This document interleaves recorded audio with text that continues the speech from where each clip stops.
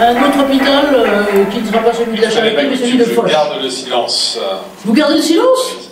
Voilà, il faut pas coutume. Mais je suis dans le starting block. Ah mais c'est étonnant. Mais écoutez, bravo. En tout cas, merci, bravo à tous les deux. Alors si vous voulez bien, juste que je reprenne 30 secondes mon partage pour annoncer. Mais vraiment, enfin, merci parce qu'on voit bien comment les choses évoluent et finalement se dédoublent et se complètent de l'un à l'autre. Alors, où j'en suis là maintenant, je crois que alors, Fabrice était là. Je crois que Laurent n'est pas arrivé, il me semble. Et ben, moi, ce que je vous propose, c'est que peut-être, on a vu 2 services interentreprises, qu'on envoie un autre. Alors, ça va être tout autre chose, et je vais peut-être demander, si vous voulez bien, à Carline Amiel et à Sabrine Berada, si elles sont là, de prendre une autre optique, parce qu'à la fois on n'est plus dans l'inter-entreprise, on est dans un intra, et un intra bien spécifique, qui est un hôpital, et donc qui est une finalité, une cible plus particulière de soignants. Et je dirais qu'au-delà de votre concept, c'est l'étude plus particulière d'une problématique santé, d'une pathologie potentielle soignant et de prévention là-dessus, du côté des TMS et du côté de la podologie, qu'on aimerait bien regarder. Vous êtes là, Sabrine et Carline? Oui, nous sommes là. On est là. Eh bien, génial. Alors, je vais couper mon truc qui sert à rien. Oh, puis elles sont là toutes les deux, elles sont géniales. Et elles ont, voilà. Donc, j'arrête de partager. Et ben voilà, c'est à vous. C'est à vous peut-être de dire quand même quelques mots, mis à part que vous êtes hyper sympa et qu'on vous fait une promo d'enfer et que vous le valez bien, comme dirait l'autre, sur votre centre, et aussi sur les plus particulièrement sur l'étude sur les soignantes et les questions de podologie. Alors on va se présenter très rapidement pour dire un peu qui on est, et puis après bifurquer sur le centre et l'étude qui va sortir prochainement. Donc Carline Amiel, médecin du travail et responsable, directrice médicale du centre prévention et travail. Et moi je suis psychologue du travail, cadre du service de santé au travail et directrice du centre. Alors le centre, c'est quoi? C'est en fait un mariage entre la santé au travail et de la santé publique. Donc on n'est pas sur de la santé au travail. Du coup on a créé un département et ça va être important pour notre data.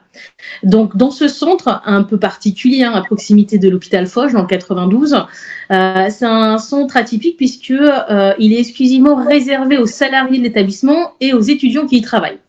Dans ce centre, on fait ce qu'on appelle de la prévention primaire. Les gens, normalement, vont plutôt bien et viennent voir des professionnels dédiés sur des consultations qu'on dit de la tête aux pieds, parce que la tête pour le côté ophtalmo et les pieds pour la podologie. Et on va vous dire après cette étude, en tout cas les ébauches, les premiers chiffres de cette étude. Donc les salariés viennent. On a des données de santé qui sont complètement cloisonnées au service, en tout cas au centre de prévention. Donc il n'y a pas de communication avec le logiciel de l'établissement. Si les salariés le souhaitent, ils signent une décharge pour qu'on leur transmette les données de santé ou les envoyer directement au médecin traitant. Donc voilà en gros ce que c'est que le centre prévention et travail. Et puis là, je vais donner la main au docteur Amiel pour les premiers chiffres de cette étude. Alors juste en préambule, avant de parler donc des chiffres que nous donne en tout cas cette étude descriptive, on peut se poser la question pourquoi la podologie, pourquoi on avait choisi cet axe-là. Le centre est issu du terrain.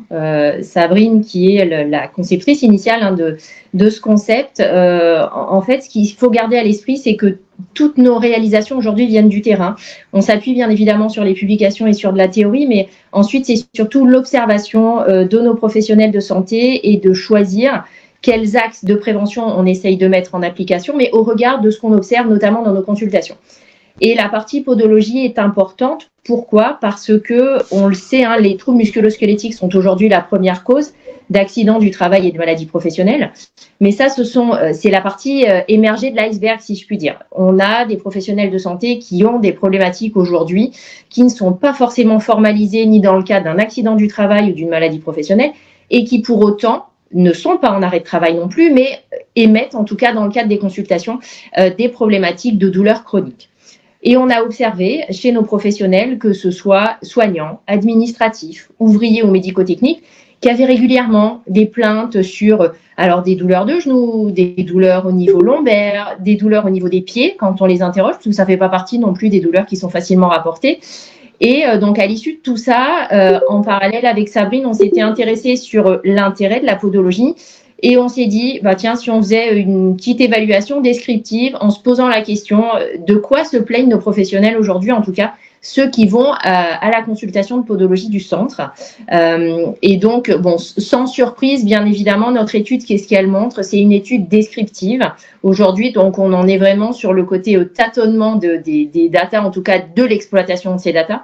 La plus grosse partie de la population observée est une population donc de soignants, des infirmières, des aides-soignantes, des médecins, tous ceux qui sont en contact direct avec les patients.